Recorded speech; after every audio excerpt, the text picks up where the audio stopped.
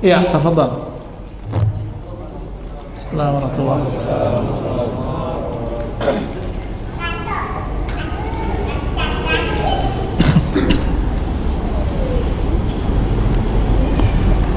Ini Ustaz, saya menanyakan di dalam Al-Quran di surat Al-Imran ayat 7, di sana kan ada dibilang ayat muhkamat dan ayat Mutasyabih.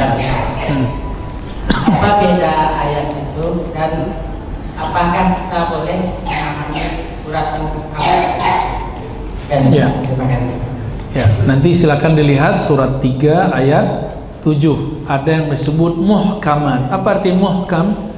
Hukum atau muhkam itu artinya sesuatu yang sudah jelas maknanya. Makanya mencari hukum artinya mencari kejelasan. Jadi al-hukmu itqanu syai'. Maka muhkamat artinya syai'un mutqan, sesuatu yang sudah jelas, terang benderang.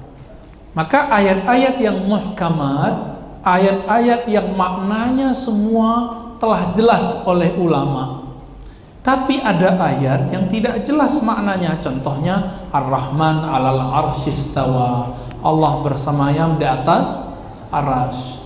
Terus yanzilu rabbuna di hadis, Allah turun ke langit dunia. Wasi'a kursiyyuhus samawati wal ard. Luas kursi Allah itu seluas langit dan bumi.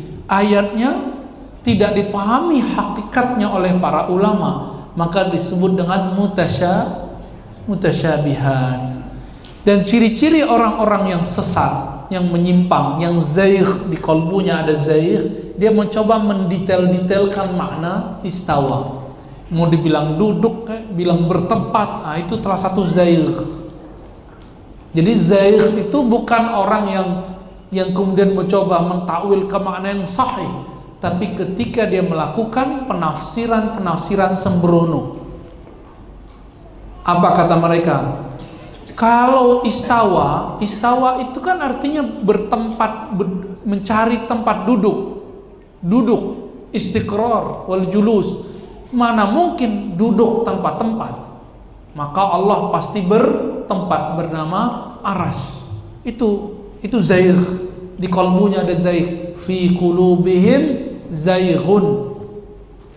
Allah enggak pastiin maknanya kok.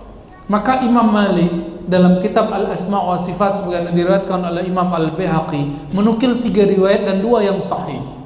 Apa itu?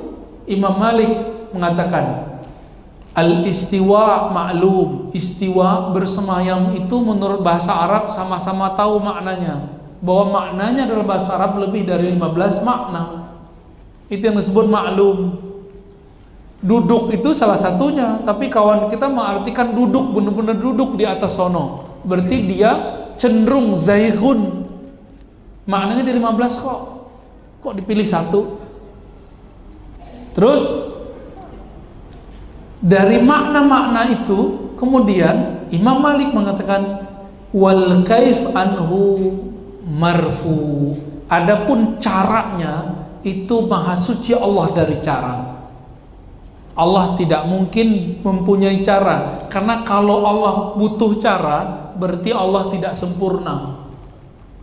Saya punya cara naik masuk masjid, berarti saya nggak sempurna. Masih butuh pintu, buka pintu, berarti butuh selain dirinya. Berarti Allah tidak sempurna. Orang yang mencoba mendetail-detailkan makna ini disebut dengan fi qulubihim zaigh. Maka Imam Malik mengatakan wasu'al anhu bid'ah. Bertanya tentang perkara ini bid'ah. Jadi yang nanyakan Allah benar-benar bertempat, nah itu bid'ah itu, ya. Jadi ini disebut dengan mutasyabihat. Namun Syekh Ibn Taimiyah mengatakan enggak ada, semua ayat itu enggak ada yang mutasyabihat, semua ayat muhkamat. Emang dari basicnya sudah beda. Bagi Ibn Taimiyah istawa itu dijelas maknanya duduk. Tapi bagi ahli sunnah Asy'ariyah enggak. Allah menyebut itu mutasyabihat. Nah, ini contoh aja ya. Nah, kalau mutasyabihat nggak usah dibayang-bayangin, nggak usah dipikir-pikirkan. Kita tidak dibebani untuk memahaminya. Maka bid'ah ngajarin anak kecil bahwa Allah bertempat, nanti anak-anak kan bayangin. Itu bid'ah, ya. Baik.